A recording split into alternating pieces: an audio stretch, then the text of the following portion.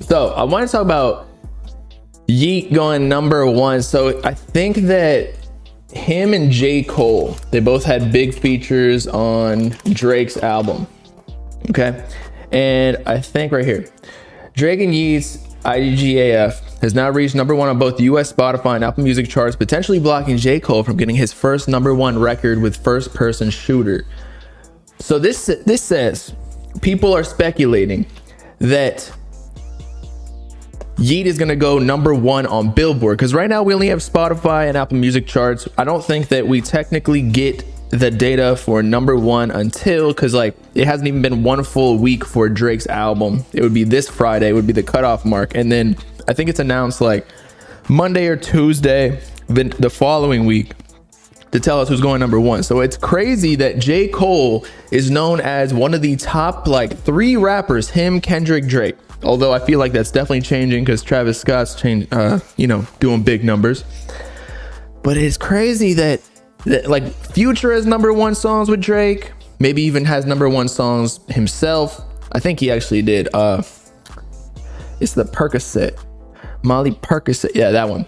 So J. Cole is one of the top rappers, and Yeat literally just started blowing up in 2021, and already he's passing J. Cole, basically getting a #1 before J. Cole, it's stating. So this says that, in my opinion, we're in a new era that of like music, as in the sound of music, but also TikTok, man. Before, to get a #1 record, you low-key had to pay like however much money so you can get the radio play, unless you were a big artist that people already listen to, like Drake. I don't even know what Drake's marketing budget is, or if he even has to use it, because so many people are gonna watch his shit anyway. But TikTok, like this song, I don't give a fuck, blew up because of the whole like Drake coming in randomly, like something about money. But it was just so out of place that, and people were saying that Yeat carried, that the song is blowing up even more. And it's basically, it was Yeat's song that leaked, right?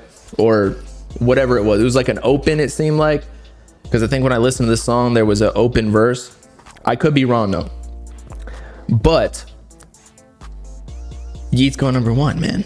It's crazy. That's crazy. I bet you that his monthly listeners are gonna go to like 20 mil or something. That's when we're gonna start posting it. I wanted to see, I think it was at like 11 mil. Now it's at 16. So Drake still is good with it. Like he people saying that Drake fell off and blah, blah, blah. He's still going #1 every time he drops. So I don't know what people are saying.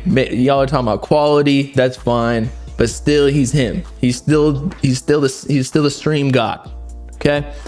But Yeat going #1 after only like 3 years. He was literally underground before this. Shout out whoever just subbed. Who was it? Juice. Oh, Juice always going in on the subs. But yeah, so Yeat's getting ready to drop. I think this is what Sofago should be doing. You should get the Travis Scott feature, similar to Yeat getting the Drake feature, and then start previewing snippets and drop the album. That's all he needs to do. And I don't know, always mean to bring in Sofago comparisons, but like, it just is so sad to see that one person played it right and the 2 paths converged. One person knew business, he knew ball. The other person just, I don't know, they crumbled in the pressure or something. I don't get it. Yeat got an unlimited motion, and this has been a long time coming too. Like, he could have pulled that trigger on the Drake feature 2 years ago. 2021 is when this happened, like around August, I want to say, before Up To Me. I think it was the day before Up To Me dropped, and he still just held out on that song. Shout out whoever just subbed. I think it was Leah. I don't know how to pronounce that, but he waited till I think that's also why the song was super old, although they probably got a bunch of different songs together, just figured that they would drop this one together. I wonder if Drake knew also that he was kind of mid on it. Like, I don't know what it was.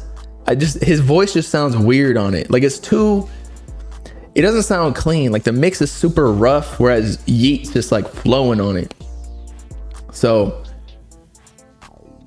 is that what it is? All we do is just go #1? No, isn't it like a T-Pain song? All I do is win, win, win, no matter what. Maybe not. It could be Drake too, but T-Pain should get the songwriting royalties. But yeah, Drake's mix on that was ass. Yeat carried for sure. Like, there's no question about it. But again, it was his song originally. So of course, and it's like his type of beat. It was curated for him, whatever producer sent it to him. So was it Benny X? I can't remember. Tragic, one of those guys. So of course he's gonna carry. No, Yeat said that. Oh, he said that on a different song, right? Actually, I do remember that. All we do is just go number. Was that Talk or something? Was that on Life? But it was Benny X produced it. Exactly. So gave Drake a throwaway. Literally, that's so bad. It was a throwaway. It didn't even make Up to Me or whenever the song leaked, 2022 maybe. It didn't make any of his projects, I guess. Maybe it's because he knew that Drake hopped on it and they've been just holding on to it for a while. Maybe that's why Drake's mix is ass, because maybe they lost like the whole session file or something. I don't know. But if it was a throwaway for Yeat, that's really how you know Yeat's killing the game right now. People were starting to say that Yeat was falling off. And then that's exactly what we talk about with Ken and Lone and them, where they're holding off on the Cardi feature because that's their label signor, right? So they're gonna wait till they start plateauing a bit and people start questioning their shout out Victor for the bits, man. But they're holding off on the feature until they really need it. And I don't even think Yeat really needed it, but because he had cosigns from Uzi, Gunna, Thug, everybody. But then he dropped that Drake feature, gonna drop an album. I wouldn't even be surprised if after this, like maybe they do a swap or something, get Drake on the Yeat album. Because especially if Yeat gave him a #1 song, Drake that is, which kind of shows that, you know, he's the hot sound. I don't care about the TikTok shit, whatever. It's still a really good song. If he gave him a #1 song, I'm sure Drake would be like, damn, okay, let's do another one. Let's run it back. Give him a feature on his next project, again the swap. And then Yeat already worked with Drake, so probably anyone wants to hop on Yeat's album. I could see him going 100K first week sales. Now we all know that shit is kind of rigged anyway, but still, like, he's got all the pieces together. He's got all the Infinity Stones, bruh.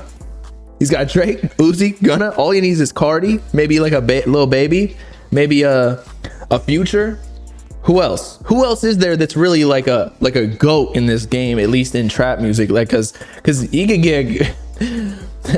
could maybe get like a J. Cole feature or a Kendrick, but that would not fit whatsoever. And again, Victor, shout out for the bits. Geek says Yeat is getting 200K by himself. You're on crack, bro. Now see, Wavy says 75 to 90. Yes, I could see that.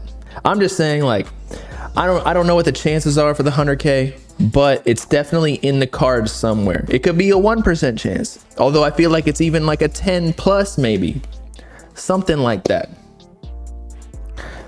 Fago and Yeat, what if they did a song together? Shout out Juice for the sub again. But Yeat and SoFago were supposed to drop a song way back in the day, if you remember, where Yeat even posted on his Instagram story. Someone tweeted it couple days ago. They're like, whatever happened to this?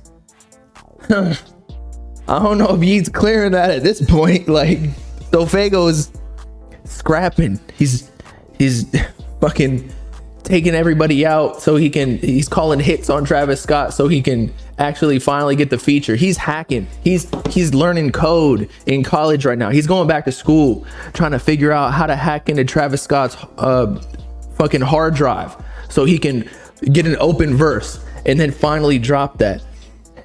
but Yeat, basically, Drake, again, he gave a throwaway to Drake. Drake was probably on his knees like, please give me that feature. I need it.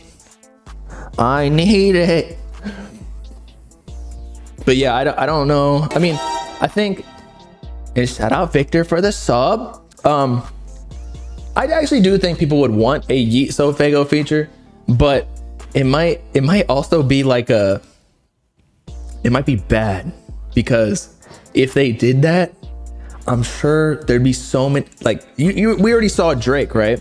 Everybody was saying that Yeat carried. If Yeat and Sofago drop a collab, the hate would be relentless against Sofago, being like, he's washed. You see, Yeat just destroyed him and blah, blah, blah. It would be a good look. Don't get me wrong. But I just, you can't compete with Yeat at this point, man. I can't relate to you regular people anymore. What does that even mean? I'm out here. I'm not that rich. I would consider I'm well off, but what does that even mean? Let's see. Yeat and Cardi, if they dropped a collab, I just don't know. I mean, at this point, we know Cardi doesn't like to work. We're gonna talk about the Offset shit in a second, but we know that he does not like to work with people that he does not believe is gonna help his career. Now, Yeat, I still think is smaller than Cardi, although he's creeping up. Because look, he's going #1 before Cardi. The single wise, although he had the Drake feature, or not, like he was the feature, but it was really just his song. It was on Drake's album though, so it got all the publicity. So it would be interesting to see if Cardi actually would think that Yeat, if like where he lines up in the hierarchy of rap, like would it help his career? Cardi already got, all the people who are Yeat fans are kind of Cardi fans, but at this point, like Yeat got TikTok on lock. Like he don't really need anybody. He can do it all on his own. If he can drop a song and people, like even Drake fans, say that Yeat carried, Yeat doesn't need anybody at this point. He's like solidified. But as I was saying, I don't think, or if I was a businessman, and I think that Cardi is too, because he has his own label and like it's really successful. Why would he work with Yeat and give him the feature and get his clout up? And basically, if you get the Cardi feature, you're kind of like, you know, you get that. The Cardi cosign is worth a ton, so he gets all the credibility of in the new era, I guess. Why would Cardi give him the feature if he wasn't signed to him? Because Cardi ain't even give it to Ken and Lone yet, or Homicide Gang. Although he's definitely co-signed them, but we haven't even heard a song yet. Uzi's hopping on A Great Chaos before, and he's with Lone on that track too. So he's hopping on Lone and Ken's songs before Cardi. Cardi's probably sitting in the back like menacingly, just rubbing his hands like, yeah, we're getting that paper, bro. I bet you it was free too, just because Uzi fucks with him. And he's a nice person.